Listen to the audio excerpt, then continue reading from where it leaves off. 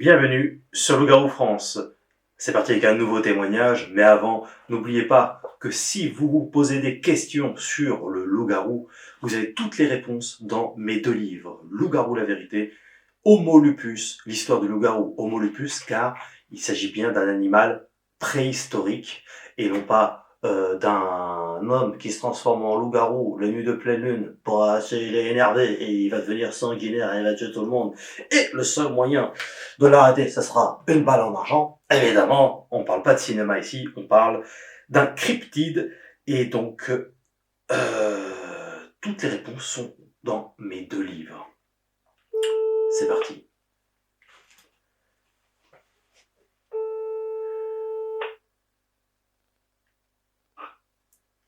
Allô?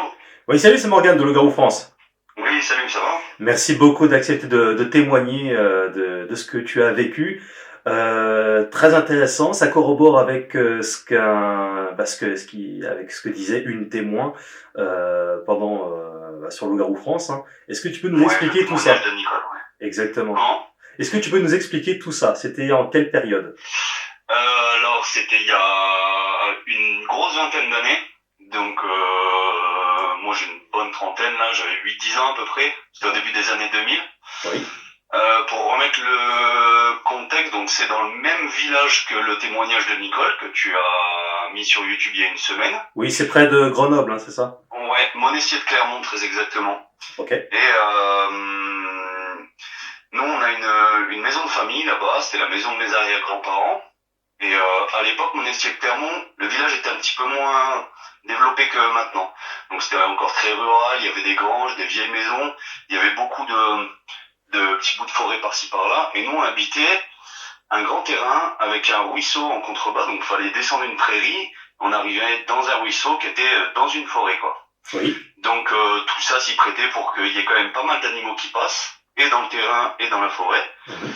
Et donc ce jour-là, c'était en plein hiver, pleine journée. Le week-end, on se retrouvait tous avec les oncles, les tantes, cousins, cousines, on faisait des repas. Un après-midi, je sors, après le repas, et je contourne la grange.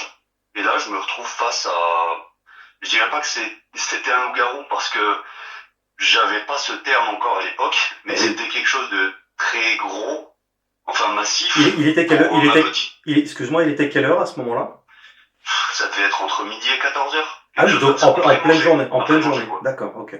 Pleine journée, plein hiver. Et donc je contourne la grange, et au coin de la grange, je me retrouve face à ça. Donc de ma hauteur de mes 8-10 ans à l'époque, je dirais que ça fait la taille d'un gros veau. Entre une petite vache et un gros veau, quoi. C'était à quatre pattes, ça c'est sûr et certain. C'était noir, très très noir. Et je peux pas te dire s'il y avait beaucoup de poils ou quoi, c'est juste la couleur en fait qui revient. C'était très très noir. Un sanglier? Les yeux. Non, c'était pas un sanglier. Des sangliers, j'en ai vu des tonnes. Non, c'était pas un sanglier. Bon, comme ça on l'a fait le sanglier, c'est bon. Voilà. Non, donc en plus de ça, il y avait des yeux jaunes très perçants. Comment te dire? Jaune, couleur d'un post-it. Voilà, j'en ai un devant moi, jaune post-it. Ouais. Et un rictus. Mais il avait pas une expression agressive. Ça a duré quelques secondes. Et en fait, donc tout au long de ces années-là, 20 ans après, les seules choses dont je me souvienne, c'est cette image, quelque chose de très noir, les yeux perçants, le rictus, et le sentiment que c'était pas là pour faire du mal. Il était là pour observer quelque chose. Il venait voir. Il a dû passer dans la forêt en bas, il a dû sentir peut-être l'odeur de la bouffe parce que c'était midi. Tout à fait. Et il est venu voir ce qui se passait, quoi. Ouais, il était donc en quadrupède. Hein. Ouais, pour moi, il était à quatre pattes. Il était à quatre pattes et ouais, la taille d'un gros veau, quoi. Donc, t'imagines si ça développe cela, ça doit faire quelque chose qui dépasse les 2 mètres debout, quoi. Ouais, approximativement. Et tu étais à combien de mètres de lui à ce moment-là? Eh ben, j'ai simplement retourné la grange, donc j'ai dû me retrouver maximum à 3 mètres de lui. Ah oui, donc très près. Ouais, ça a duré quelques secondes, hein, parce que j'ai vu ça, et en fait j'ai toujours eu ce tempérament. Dans une situation qui me dérange un peu, je détourne le regard, Et donc c'est ce que j'ai dû faire à cette époque. J'ai dû peut-être retourner voir les autres en me disant c'est bon, j'ai rien vu. Ouais. Et voilà. Oui, pour aussi te rassurer, peut-être que tu saches que tu n'es pas seul, instinctivement. Alors, est-ce que Ouais. certains te diraient c'est l'imagination d'un enfant en bas âge? Et bien, je me suis, enfin, sur les 20 ans qui sont écoulés là, je me le suis souvent dit. Et en fait, les deux souvenirs que j'ai, donc le sentiment de non-agressivité et cette image de noirceur, les yeux jaunes et tout ça, j'arrive pas à la changer. Donc pour moi, j'ai vraiment vu quelque chose. Et en fait, j'en ai rarement parlé à quelqu'un, ou alors les fois où j'en ai parlé, c'était avec des copains à l'adolescence, on se racontait des histoires comme ça. Ouais. Et quand j'ai regardé le témoignage de Nicole là cette semaine, Oui. à Monestier-Clermont, et d'autant plus à quelques kilomètres près de l'endroit où moi j'ai vu quelque chose, ça a confirmé en fait mon idée. Donc je t'ai envoyé un mail tout de suite en te disant je suis pas vraiment sûr de ce que j'ai vu, mais j'ai vu quelque chose de très très semblable, vraiment dans le même quartier du même village, quoi. Bah, oui, si on récapitule tout, c'est donc dans la même zone. La bête est noire intense, ce qui est parfois le cas de loup-garou. Les yeux jaunes ambre intense aussi. L'égérictus, alors l'égérictus, bah d'ailleurs j'en parle notamment aussi dans mon livre parce que c'est quelque chose sur lequel j'ai pas mal travaillé également pour comprendre pourquoi un légérictus selon certains témoignages. Et ça revient, hein, donc on sait que c'est vrai. Et c'est pas comme si c'était juste une fois puis voilà. Et c'est quelque chose qui est très commun à de nombreux animaux, pas juste aux loups-garous. Et ça exprime un sentiment. Ça peut être le stress, par exemple, qui leur procure, ou alors une joie intense. Et moi, je vois, j'expliquais dans mon livre, le premier livre, Loup-garou, la vérité, que même mon chien, moi j'ai un Stafford américain, et bah, régulièrement, ça lui arrive de faire des sourires comme ça, des légers rictus. Et j'ai même pris des photos et que j'ai mis dans mon livre aussi pour bien le mettre en évidence que c'est pas, oui, que c'est pas, du coup, il n'est pas question d'humaniser le loup-garou pour autant. C'est en fait un instinct animal, j'allais dire primaire. Voilà. Et donc, effectivement, donc, et au niveau de la gueule, tu as réussi tu arrives à la discerner? Alors c'était bon, déjà ça ressort parce qu'il y a ce fond noir de l'animal que j'ai vu. Il n'y avait pas de grandes dents. C'est sûr et certain que c'était un canidé. C'est sûr et certain. Mais non, il n'y avait pas de grandes dents, pas de grandes langues qui pendent, quelque chose comme ça. Mais c'est euh, ce sourire, un sourire quoi, un rictus, un petit rictus. Ouais. J'ai pas d'autres. Tu sais, ça fait 20 ans, j'avais 8-10 ans. J'ai pas d'autres détails qui ressortent de ça. Il devait être en stress, c'est pour ça qu'il était, il était discret. Tout bêtement, en fait, si tu veux, pour remettre géographiquement la chose, s'il venait du ruisseau et de la forêt, il a dû monter une prairie qui fait 300 mètres de long.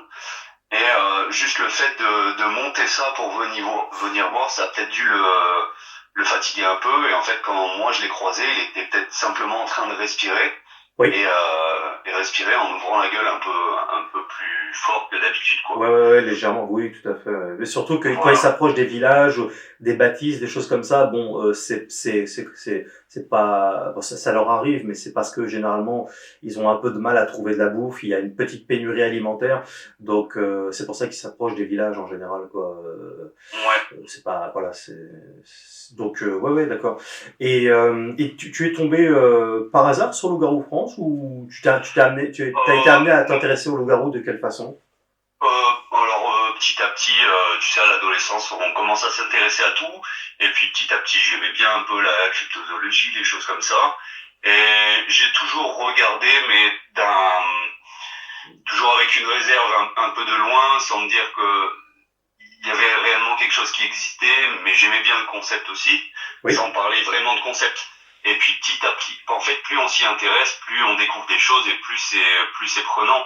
Et tu restes ouvert à toute éventualité au cas où. Voilà, je prends vraiment les choses de loin, mais j'aime bien m'informer de choses comme ça.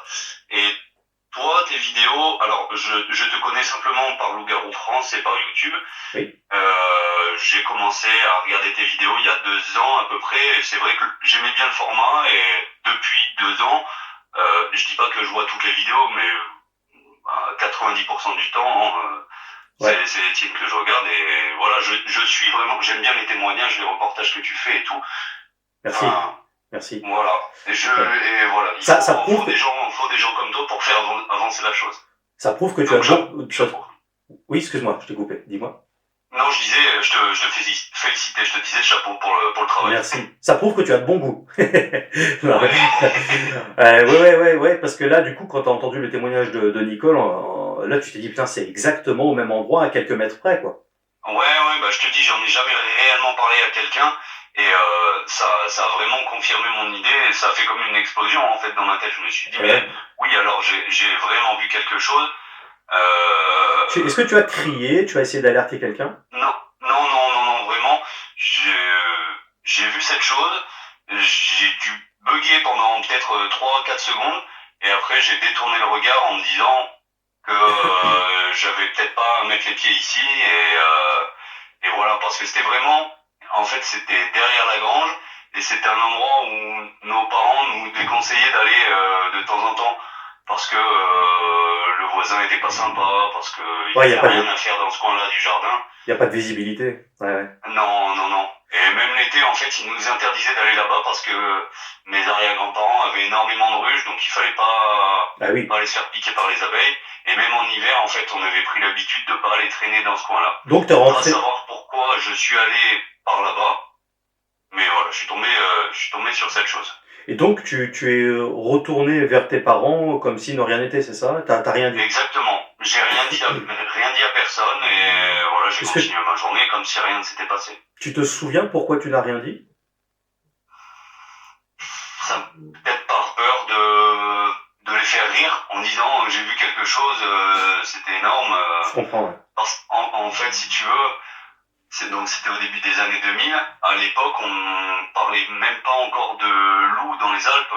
Les premiers loups sont revenus en 92, je crois, et encore ils sont revenus très doucement. Donc on n'entendait pas parler de meutes de loups dans le Vercors, dans le Trièves, dans tous ces coins-là. Et encore moins d'ours qui pourraient s'apprêter à une taille comme ça. Il y a toujours pas d'ours dans les Alpes. Donc c'était ni un loup, ni un très gros loup, ni un ours. Mais pour moi, c'était un canidé. Oui. Et est-ce que tu as senti une odeur ou rien du tout? Non, ça j'en ai pas le souvenir. Vraiment pas le souvenir. Est-ce que tu l'as vu partir ou comment ça s'est passé Non, c'est moi qui suis parti le premier. Ça a vraiment pas duré longtemps, hein. Ça a duré quelques secondes. Maximum entre 5 et 10 secondes. Après, c'est des images qui restent, hein. Tu vois les détails des yeux, de la bouche et tout ça. Oui. Ça a duré entre 5 et 10 secondes, et après, oui, de mon tempérament de fuir un petit peu la chose, c'est moi qui suis parti en premier. Ouais. Et ça n'a pas essayé de me suivre, parce que je pense qu'il se serait passé peut-être quelque chose. Oui. On était toute la famille, donc il y avait mes autres cousins, frères et sœurs dehors. Quelqu'un l'aurait vu aussi. Quoique, il devait même pas être dans le même coin du jardin que moi pour ce coup-là. Et par la suite, comme c'était une maison de famille, on y revenait régulièrement. Moi ou les autres, on n'a jamais rien vu d'autre. Par contre, on allait souvent jouer au ruisseau qui était en bas du terrain, donc dans la forêt. Et à part des chevreuils, des lapins par-ci par-là, on n'a rien vu d'autre. Ouais. Mais il y a toujours eu ce sentiment de tiens, il y a peut-être quelque chose. En sachant que j'avais vu ça à l'époque. Bah ouais, forcément, voilà. ça laisse pas indemne automatiquement. Ouais, mais d'autant que toutes ces zones-là aussi, c'est riche en forêt, en grottes, voilà, c'est immense, quoi. Oui. Pour ce coin-là, Monestier de Clermont, les alentours et tout ça, c'est vraiment très, très boisé. Ça commence à être, c'est de la basse montagne. Donc, on commence vite à atteindre des cols, des sommets. Il y a beaucoup de ruisseaux, beaucoup de lacs. Tout à fait. Et un animal comme ça peut très très facilement passer inaperçu. Absolument, absolument, oui, il peut y en avoir Voilà. des milliers, va les trouver dans ces zones-là, c'est compliqué, il faut y passer du temps et encore, quoi. Ouais, Faut vraiment être particulièrement motivé, quoi. Mais très bien, très bien. exactement. En tout cas, très, très intéressant. Ben écoute, ouais, je pense qu'on a fait à peu près le tour. Hein, bah, voilà, tu vois bien, hein, d'ailleurs, hein, si t'imagines une bête comme ça, si elle était vraiment, réellement méchante, t'imagines le carnage qu'elle aurait fait non seulement de toi, mais peut-être même de Ouais, ton entourage, bah, avec la puissance, la force que ça représente. ouais, mais même historiquement, sans parler de ce moment-là, historiquement, si réellement c'était une bête qui Sanguinaire. voulait du mal, Oui. sanguinaire, qui voulait du mal aux humains, Ouais, ça se saurait. Ça se saurait réellement. ouais, ouais. Bah oui, oui, Donc, oui. Puis tous les témoins à 99,9%, donc ça c'est quand même beaucoup, sont ouais, unanimes hein, par rapport à ça. Hein. Moi-même, ayant eu des expériences dans ce sens-là, j'ai pas essuyé d'attaque ni rien du tout. Donc oui, oui, c'est très ouais, intéressant en tout cas. pour Oui, moi, c'est un animal qui est plus observateur qu'autre chose. De son côté canidé, ça peut prêter à confusion que ce soit un chasseur, un carnassier ou quelque chose de oui, malfaisant, mais je pense pas que ce soit comme un loup, si tu veux. exactement. Face à l'humain, c'est très observateur, c'est craintif, Tout à fait. Ah oui, oui, parce on a voilà. l'image folklorique, tu sais, du loup sanguinaire qui est énervé, il est toujours énervé, le loup-garou. Puis en fait, Ouais, bah, c'est une image, ouais, folklorique. C'est pas facile de démonter tout ça, parce que ouais, effectivement, le folklore imprègne les esprits, hein, même inconsciemment, quoi. Donc, ok, très intéressant en tout cas. je suis d'accord. Bah, je te remercie beaucoup hein, d'avoir accepté de témoigner pour Avec Loup-Garou plaisir. France. Tu retrouveras cette vidéo très prochainement sur le site, sur la D'accord. chaîne. Merci beaucoup. Très bien. Bon, je te remercie. À Bonne bientôt. journée. Bonne Au journée. revoir. Salut. Alors, elle est pas belle la vie? Bah, bien sûr qu'elle est belle la vie. Bon, j'espère que ça vous a plu. Si vous êtes encore là, normalement c'est que ça vous a plu. Et on continue l'aventure, et ce, grâce à, bien sûr, à tous les témoins aussi, que je remercie encore une fois infiniment de me faire confiance, notamment en termes d'anonymat, évidemment, car je conserve toujours l'anonymat de mes témoins. Certains me demandent, est-ce que je peux entrer en contact avec telle personne, telle personne? Non, le principe de l'anonymat, c'est que c'est anonyme. Je ne balancerai jamais personne, les gars. Arrêtez de demander. Continuez à me soutenir. Vous savez comment le faire. Dans la description, vous avez différents liens, notamment le PayPal. Ça me permet de passer continuellement du temps à vous ramener des témoignages, de travailler différents dossiers, de travailler les réseaux sociaux aussi, hein, les TikTok, les Facebook, machin, et puis aussi de préparer les reportages de cette année 2023. On va essayer de faire, si c'est possible, 3 reportages cette année. Et donc c'est pas des reportages forcément à côté de chez moi. Enfin, c'est pas à côté de chez moi, sauf un seul d'ailleurs. Il y en a un qui sera pas trop loin de chez moi, mais il y en a d'autres. Voilà, il faut traverser la France et on va y passer beaucoup de temps. Tout ça, je l'ai déjà dit, est particulièrement chronophage et j'ai besoin de vous car on a beau dire ce qu'on veut, qu'on soit d'accord ou pas, bah, le temps, c'est de l'argent. L'argent, c'est le nerf de la guerre. J'ai besoin de petites participations actives pour pouvoir continuer ce job parce que vous savez que YouTube paye absolument que dalle. Et donc, si je veux continuer à mener à bien mon association, je dois faire entrer des billes dedans et il faut que ça tourne et il faut que ça avance et il faut qu'on recrute un maximum de témoignages et d'éléments. Voilà, le but de chasser le loup-garou, c'est justement ça, hein, la chasse. Évidemment, c'est pas la chasse avec un flingue, forcément. Le but, c'est pas de tuer un loup-garou, ça n'a aucun sens. C'est la chasse aux images, aux informations. Voilà. Donc voilà. Allez-y. Une petite participation PayPal. Ça me fera beaucoup de bien, ça m'aide, ça me motive d'être soutenu comme ça. Et je vous remercie beaucoup aussi pour votre bienveillance, pour vos messages sympas face aussi à l'adversité, face aux haters, face à tout ce qui pullule sur les réseaux sociaux. On s'arrête pas à ça, mais vous savez tout de même qu'on reste des êtres humains et que c'est pas forcément facile d'être attaqué, diffamé, discriminé même. Voilà, c'est le nerf c'est la loi du domaine public, comme je dis souvent, mais ça veut pas dire que c'est cool, c'est facile et que on en sort tout le temps indemne de tous ces coups-là, mine de rien. Donc voilà, je tiens vraiment à vous remercier pour votre amour, pour votre bienveillance, pour votre sérieux. Et, puis, je resterai là. Merci infiniment. Je vous embrasse. Vous étiez sur Loup-Garou France.